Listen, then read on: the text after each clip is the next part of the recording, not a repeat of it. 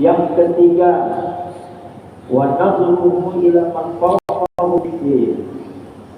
Dalam urusan agama, dia senantiasa melihat kepada orang yang lebih tinggi darinya. Dalam urusan agama selalu merasa kurang saja. Orang yang alim, orang yang paling ahli ibadah, sedangkan dirinya ya jauh daripada mereka itu, sehingga tidak benar untuk meremehkan, melecehkan orang lain dalam hal agama. Yang keempat, wa nadharuhu ila man dunahu fid dunya. Yang keempat, sedangkan dalam urusan dunia dia suka melihat kepada orang yang lebih rendah darinya, agar ia tetap senantiasa menjadi ahli syukur, orang senantiasa bersyukur kepada Allah Subhanahu wa Ta'ala. Bapak dan Ibu yang berbahagia, ini al-maqalah al-khamisata asyarata. Kita lanjutkan pada malam ini, yaitu al-maqalah as-sadisata asyarata, maqalah yang ke-16. An-ba'dil hukama, dari sebahagian ahli hikmah, anna sya'airal imani arba'atun, bahwasanya menurut mereka tanda-tanda iman, baik itu iman kepada Allah sampai rukun yang ke-6 itu, arba'atun, ada 4.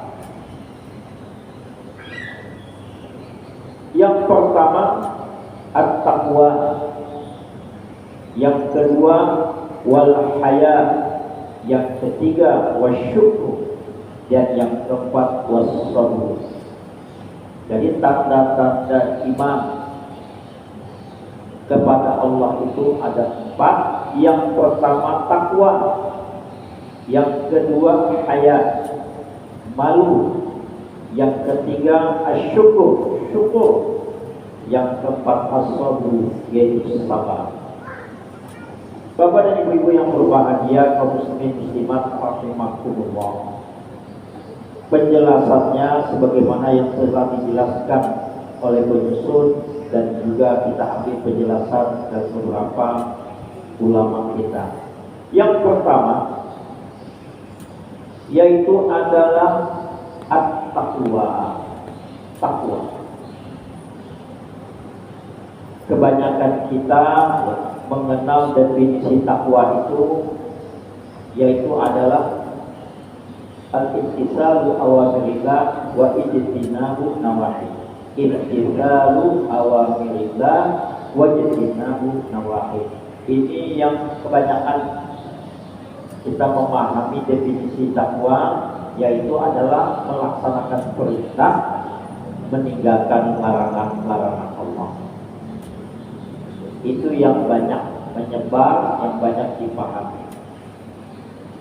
Namun demikian, para ulama juga banyak yang menjelaskan apa yang dimaksud dengan takwa itu. Di antaranya wa huwa fit ta'ati yuradu bihi al-ikhlas, wa fil ma'siyati yuradu bihi at-tarku wal hidayah awal hadar.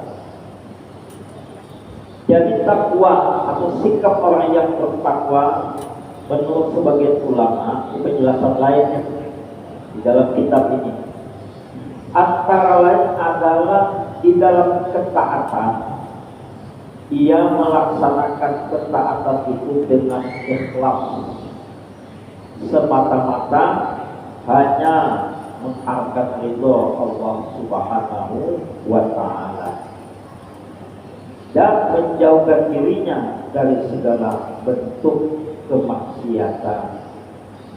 Itulah yang disebut dengan takwa. Ini lebih luas lagi.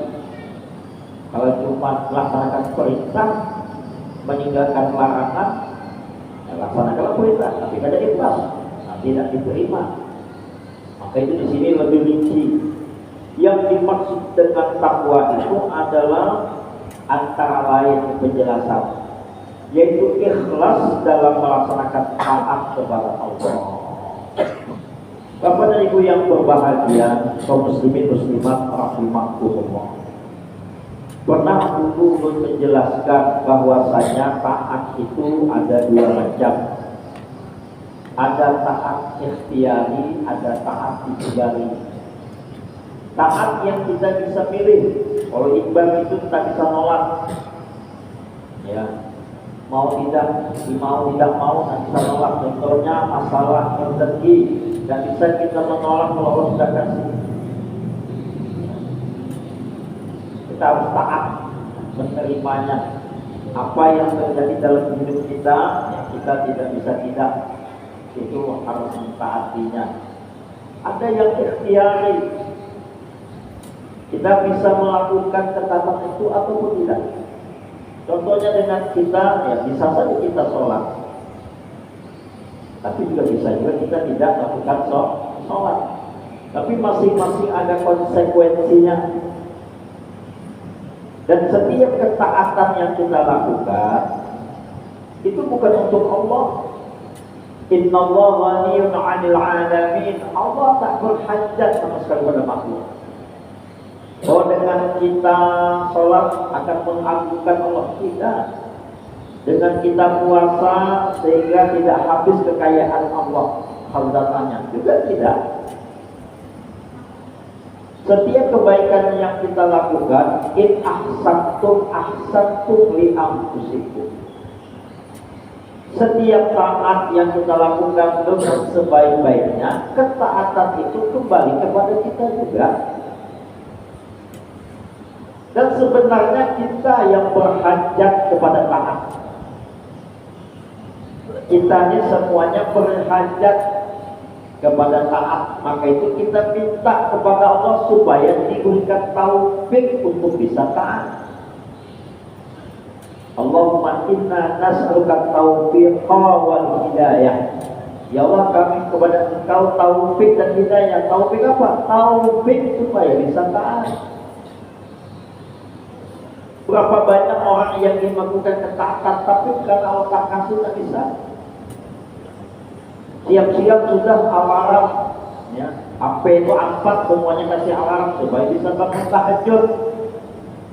Karena tahu keutamaan salat tahajud. Fatahajjat bihi nafilatan lak asa ayyab'atsaka rabbuka maqaman mahmudan. Salah satu amalan menurut ulama mentakwilkan ayat ini, salah satu amalan agar kita nanti ketika dibangkitkan pada hari kebangkitan yaumul baqti, kita dalam keadaan dimuliakan oleh Allah Azza wa Jalla. Amalannya apa di dunia ini? Yaitu sholat tahajud. Sholat tahajud di dunia ketika masih hidup, ya, orang yang senantiasa sholat tahajud akan dimuliakan Allah. Demikian juga nanti di yaumil baqti, asa ayyab'atsaka rabbuka maqaman mahmudan. Agar kita nanti dibangkitkan oleh Allah dalam keadaan mahmud, orang yang dimuliakan, orang yang terpuji. Maka amalannya sholat tahajud. Sudah, saking semangatnya pengen alarm 4 siapkan sudah masing-masing HP-nya. Tapi kalau Allah tidak beri taufik, kan dapat. Banyaknya orang hendak pulang haji atau umrah, sampai meninggal karena salah berangkat. Kalau tidak mendapatkan taufik dan hidayah. Ada orang yang sugih sekalipun, tapi tidak dapat hidayah, tidak bisa berangkat. Padahal keutamaan ibadah itu sudah dijelaskan.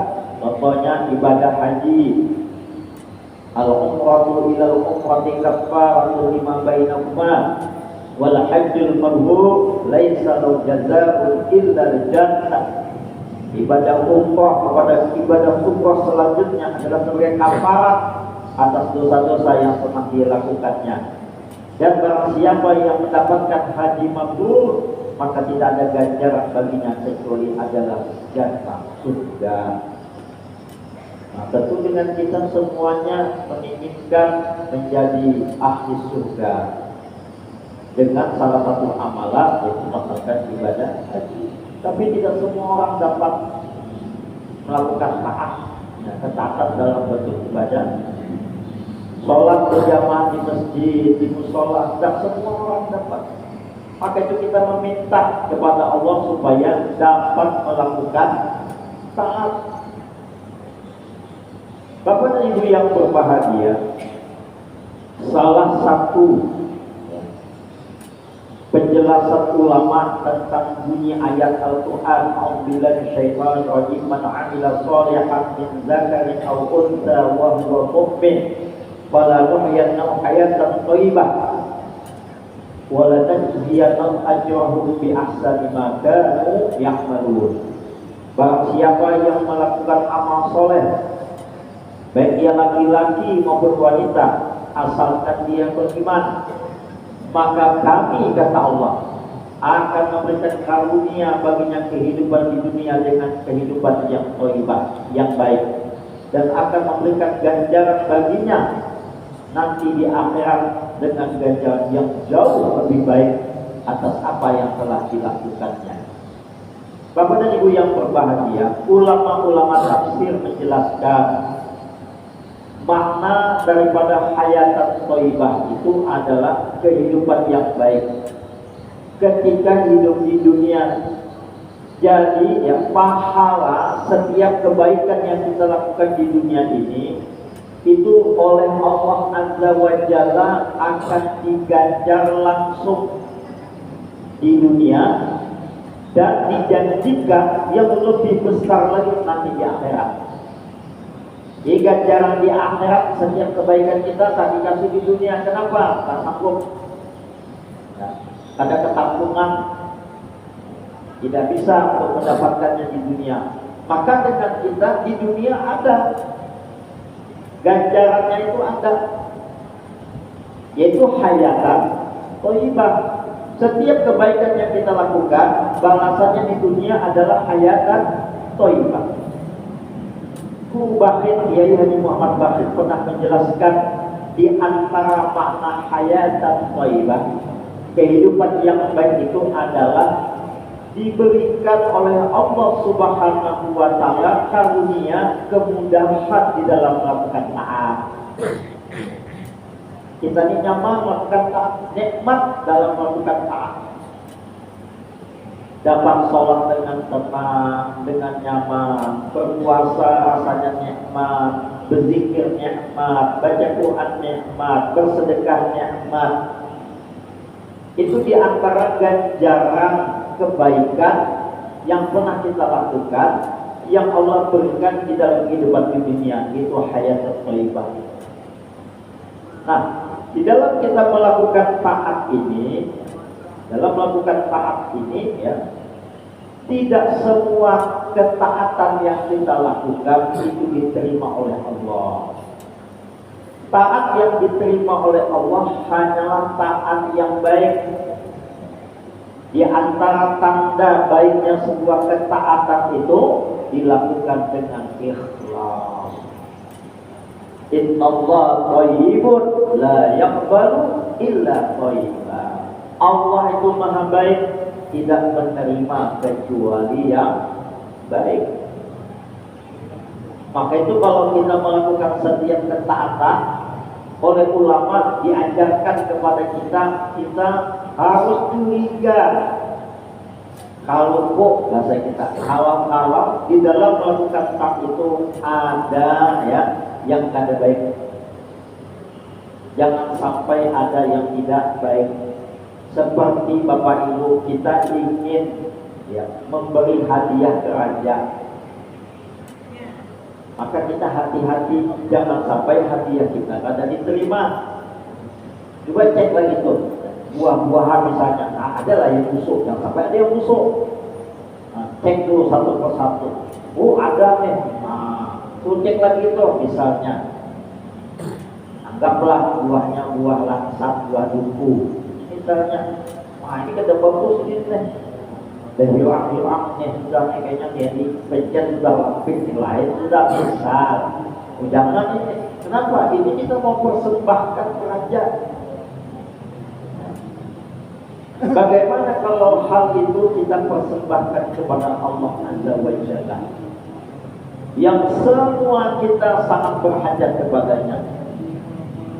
Kita hanya bersandar kepada Allah. Hidup mati kita itu pada ketentuan Allah. Semua kenikmatan yang kita dapatkan di dunia ini, satu pun tidak ada yang datang dari makhluk. Demi Allah, semuanya datang dari Allah. Wa ma bikum min ni'matin fa min Allah.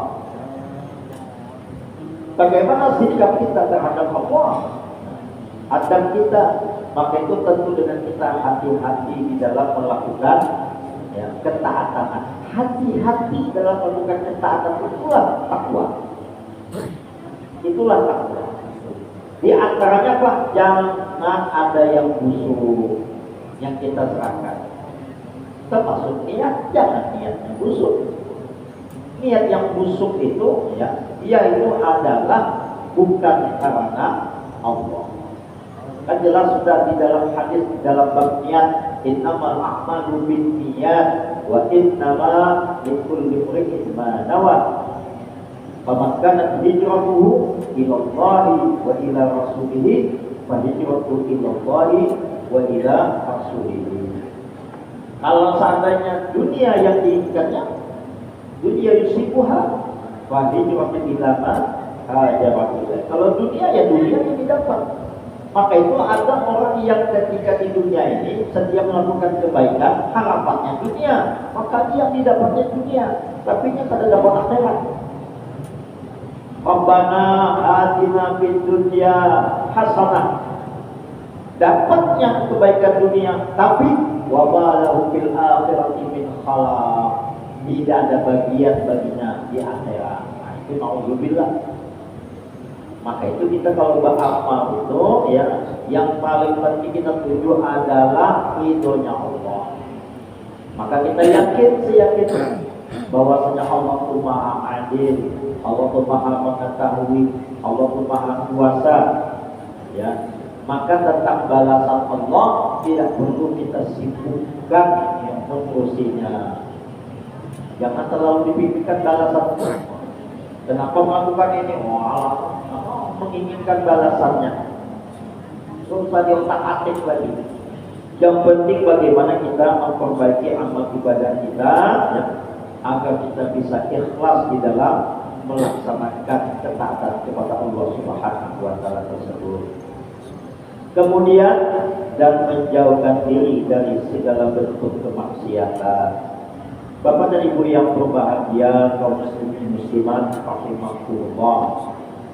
Takwa itu juga adalah senantiasa menjauhkan diri dari melakukan maksiat. Bagi para ahli tasawuf, para sufi-sufi, para ahli ma'rifat, mereka adalah golongan yang tidak menganggap ada dosa kecil dan dosa besar. Yang ada yang menganggap. Kenapa? Dosa yang dianggap kecil itu bisa jadi besar kalau seandainya disitulah ada mengabulkannya Allah. Sebaliknya, tidak ada dosa besar kalau bersamanya ada rahmat Allah, ada ampunan Allah. Maka bagaimana kita menyikapi setiap kesalahan, kemaksiatan dan dosa? Jangan pernah menganggap ada dosa itu kecil, sehingga kita hati-hati. Sebaliknya, jangan pernah kita menganggap dosa itu besar, sehingga membuat kita merasa berat untuk bertaubat minta ampun kepada Allah. Contohnya begini, Bapak Ibu yang berbahagia, seringkali kita meremehkan uang kecil, uang receh, taruhlah 100 rupiah. Kalau Bapak Ibu ketemu uang 100 rupiah di jalan, mampirlah. Apa? Mampir 100 rupiah. Tapi kalau 100 ribu mikir-mikir apa? Bisa 7 waktu bisa tampil dia 100.000. Tapi kalau 100 rupiah, tapi remeh kelihatannya kan jadinya. Jika kita ya seringkali terhadap dosa yang seperti itu menganggap remeh. Berdusta misalnya, biasa. Ada terbang zaman bayinya akan berdusta. Nah, coba mudahnya menganggap itu contoh. Kemudian ya, terhadap hutang, penjelasan tadi, kita punya hutang. Kalau hutangnya 100 juta, rasa berat nggak untuk membayarnya? 10 juta berhutang, rasa berat nggak membayarnya? Berat itu. Tapi kalau ya cuma 500 rupiah, berat tidak? Ringan aja. Itu ilustrasinya. Maksudnya apa? Jangan meremehkan uang yang 100 rupiah tadi. Itu maksudnya adalah jangan meremehkan dosa kecil sehingga kita menyepelekannya, beranggap tidak berpengaruh kepada kita. Kan ada kisah orang yang menganggap dosa itu kecil, ternyata diazab oleh Allah Subhanahu wa Ta'ala. Seorang wanita yang mengurung anak kecil, ada beri makan, ada beri minum sampai mati, yang akhirnya menyebabkannya min ahli nar, dimasukkan ke dalam neraka. Nah, terhadap dosa kita wajib yakin Allah itu tawwab. Keampunan Allah lebih besar daripada dosa kita. Artinya apa? Setiap melakukan dosa, sebesar apapun dosa itu, tidak boleh kita putus asa daripada rahmat Allah. Tidak boleh kita putus asa daripada ampunan Allah. Taubat saja. Kan ada ceritanya juga diceritakan oleh Rasulullah SAW seperti seseorang yang pernah membunuh 100 orang, dibunuhnya. Sudah membunuh 99 orang, tapi dia tetap mau bertobat. Coba orang yang memikirkan, maksudnya aku ini banyak sudah membunuh aja. Aku ini maling, dia membunuh 2, yang memperkosa orang 2, berzina sudahlah, minum orang 2, berjudi, gawian, harian, kayak aku ini kada batang dia aku ini sudah. Nah itu menganggap dosanya besar.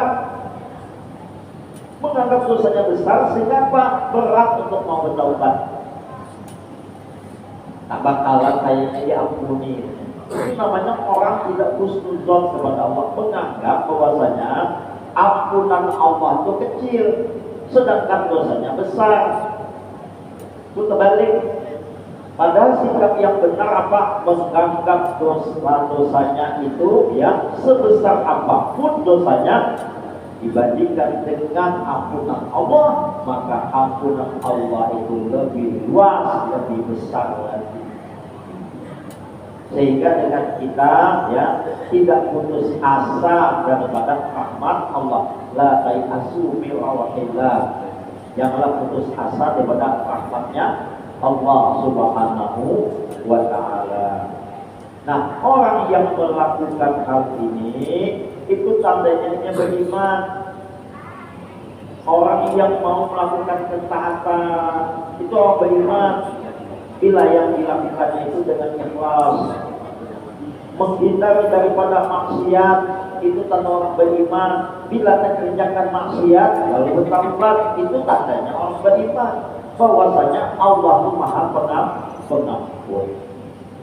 Maka itu definisi takwa di sini adalah orang yang bertakwa, yaitu ikhlas di dalam melaksanakan taat kepada Allah dan menjauhkan diri dari kemaksiatan. Bagaimana tidak ikhlas dalam melakukan taat? Bagi orang yang benar-benar yakin bahwasanya tidak ada satu makhluk pun yang mempunyai dan tidak ada satu makhluk pun yang berkuasa. Itu yang kita jaga, sehingga pasti ikhlas kita amal. Orang yang kan lebih ikhlas itu masih menganggap ya ada yang bisa memberikan manfaat kepada kehidupannya selain Allah. Inya ingin dipuji, berarti menganggap pujian itu bisa memberikan manfaat bagi dirinya. Nah ini akhirnya ada ikhlas. Ingin mendapatkan imbalan, ingin mendapatkan apresiasi, berarti menganggap ya yang memberikan apresiasi kainan yang diharapkannya itu memiliki dan berkuasa. Itu akibat karena beriman dengan Allah Subhanahu wa Ta'ala yang memiliki segala apapun yang diciptakannya dan yang berkuasa terhadap seluruh makhluknya. Bapak dan Ibu yang berbahagia, kaum muslimin muslimat rahimakumullah. Kemudian selanjutnya di antara definisi takwa yang lain, wa qila huwa muhafazatu adabi syariah. Yang dimaksud dengan takwa itu adalah memelihara aturan-aturan syariat agama, yang mana maksudnya adalah al-iqtida'u bin Nabi sallallahu alaihi wasallam qaulan wa fi'lan. Nah, ini yang ketiga. Apa yang dimaksud dengan muhafazatu adab syariat? Di dalam hidup ini ada jalan yang kita lalui. Jalan itu bisa disebut dengan tariqah, bisa disebut dengan sabil, bisa juga disebut dengan syariat. Syariat itu jalan, tariq dua jalan. Ya. Maka ada mansalakan tariqan, barang siapa yang melalui suatu jalan yang tadi fihi ilman sa'alallahu lahu tariqan ilal jannah, maka Allah akan mudahkan jalannya untuk menuju surga. Nah, itu tariq. Kemudian sabil, jalan, atau kita sering sebut dengan fi sabilillah. Man kharaja fi talabil ilmi wa huwa fi sabilillah, maka dia di jalan Allah. Nah, termasuk dengan syariat atau syariat ini. Syariat ini adalah jalan yang Allah sudah siapkan bagi kita untuk melaluinya. Selama kita melangkah di dalam hidup di dunia ini melalui jalan syariat itu, sampai kita selamat kita. Yang bahayanya mengambil jalan lain, mengambil jalan lain. Sudah Allah berikan syariatnya, sudah jalannya. Itu Islam itu. Islam itulah ya jalan yang kita lalui. Siapapun yang berjalan tidak sesuai dengan jalan yang Allah siapkan, yang telah diarahkan oleh Allah dan Rasulnya, berarti keluar dari syariat. Keluar jalan, orang kalau sudah keluar daripada jalan yang disiapkan, ya siap-siap sesat. Siap-siap sesat, salah jalan. Kenapa dia Indonesia itu salah jalannya? Itu salah karena mengikuti syariat yang ada. Maka takwa itu adalah memelihara adab ya, atau aturan-aturan dalam syariat beragama. Di dalam jalan berjalan itu ada aturannya. Sebagaimana dalam hidup kita ini tak ada aturan, semuanya Tuhan. Kita berjalan jalan-jalan di sini, di tepilah, di setiap jalan ya ada aturannya. Ada di situ ya plat P apa tapi dicoret. Artinya apa? Jam parkir di situ. Ada S dicoret. Jangan berhenti di situ. Ada lampu lalu lintas apa hijau kuning. Kalau dia apa pemandang berhenti. Kalau dia kuning siap-siap. Kalau dia hijau silahkan berjalan. Nah, itu hidup. Semuanya ada aturan.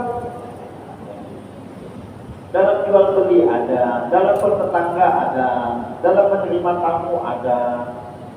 Kalau kita berjalan, ada orang dudukkan, siapa mengucapkan salam pendahulu, dan demikian saja.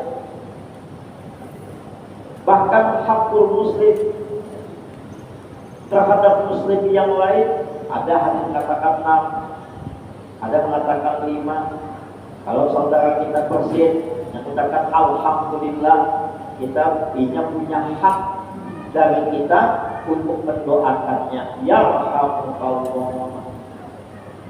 Dan inya pun juga membalas yahdikumullah wa yuslihu balak. Coba itu aturan dalam agama.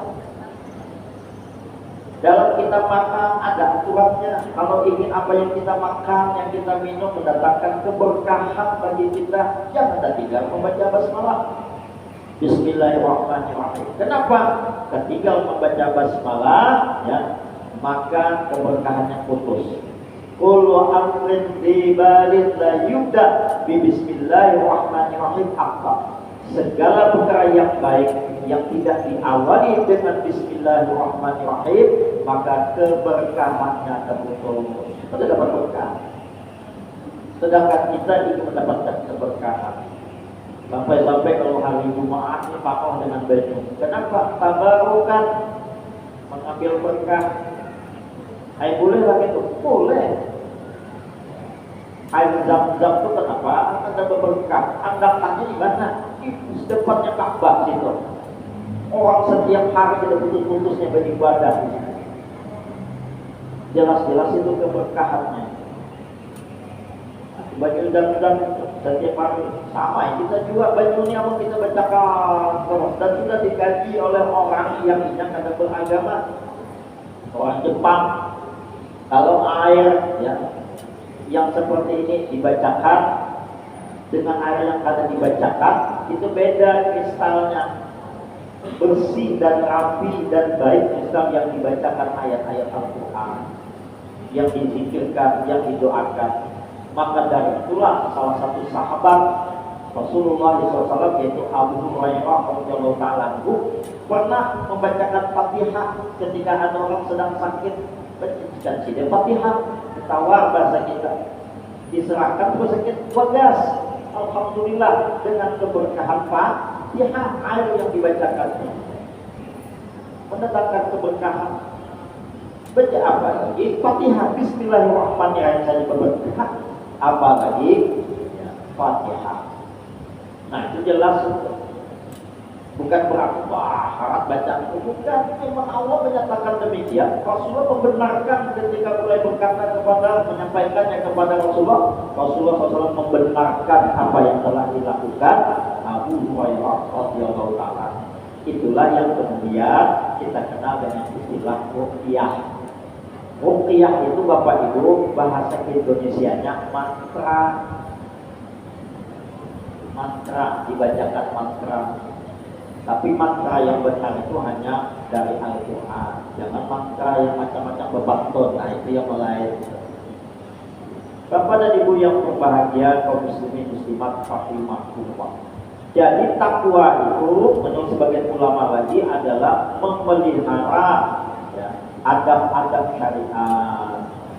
Kemudian yang ketiga yaitu adalah al-iqtida'u bin Nabi sallallahu alaihi wasallam qaulan wa fi'lan. Maksudnya apa? Yaitu adalah sesuai dengan firman Allah dalam Al-Qur'an, "A'udzubillahi minasyaitonir rajim wa ma atakumur rasul fakhudhuh wa ma nahakum anhu fantahu." Apa yang datang dari Rasul ambil, apa yang beliau larang tinggalkan. Nah itulah takwa. Jadi melaksanakan, mengikuti jejak langkah Nabi SAW dalam ucapan beliau dan perbuatan beliau, itu adalah takwa. Sesuai dengan ayat tadi, berarti melaksanakan perintah. Bahkan kalau kita ingin benar mencintai Allah, Allah jelaskan caranya. Qul in kuntum tuhibbunallaha fattabi'uni yuhibbukumullah wa yaghfir lakum dzunubakum. Katakan ya Muhammad kepada umatmu, kalau seandainya kalian benar mencintai Allah, fattabi'uni, maka ikutilah aku. Maka dia Allah akan mencintai dan mengampuni dosa-dosa. Bapak Ibu yang berbahagia, siapapun orang yang dicintai oleh Allah, maka Allah akan memberikan kepadanya taufik dan hidayah. Allah langsung bimbing orang. Maka selama seseorang berada di bawah bimbingan Allah Subhanahu wa ta'ala, Allah nyatakan di dalam Al-Quran, "Ulaika ulaika ala hudan min rabbihim wa ulaika humul muflihun. Mereka itulah orang-orang yang mendapatkan bimbingan dari Tuhan mereka, dan mereka lah orang-orang yang beruntung. Artinya apa? Siapapun dengan kita di dalam hidup ini senantiasa di bawah bimbingan, di bawah hidayah Allah Subhanahu wa taala, demi Allah pasti beruntung. Pasti beruntung.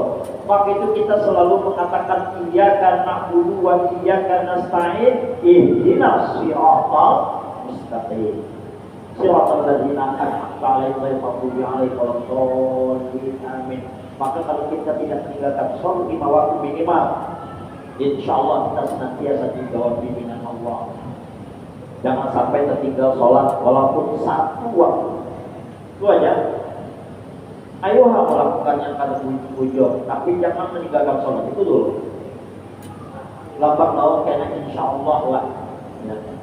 Ada lagi yang melakukan yang kada baik, tapi selama melakukan sholat tadi dengan benar dan baik. Harus benar juga. Salah satu yang baik itu adalah benar cara mengerjakannya, baik niatnya. Bapak dan Ibu yang berbahagia, kaum muslimin muslimat rahimakumullah. Kemudian ya, mengikuti apa yang telah diajarkan oleh Rasulullah SAW, inilah menurut guru sekumpul salawat yang kada berbunyi, yang kada bersuara. Kan kita ada salawat yang bersuara.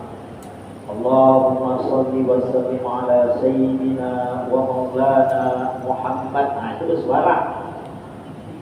Itu bersuara. Allahumma salli ala sayyidina Muhammad, itu bersuara. Ucapan. Ada yang lebih tinggi daripada itu. Itu aja tinggi sudah. Man shalla alayya maratan sallallahu alaihi wasallam. Barang siapa yang bersalat kepadaku 1 kali, maka Allah menjanjikan akan mencurahkan kepadanya 10 rahmat. Itu menurut ulama, orang yang membaca salawatnya kada serius.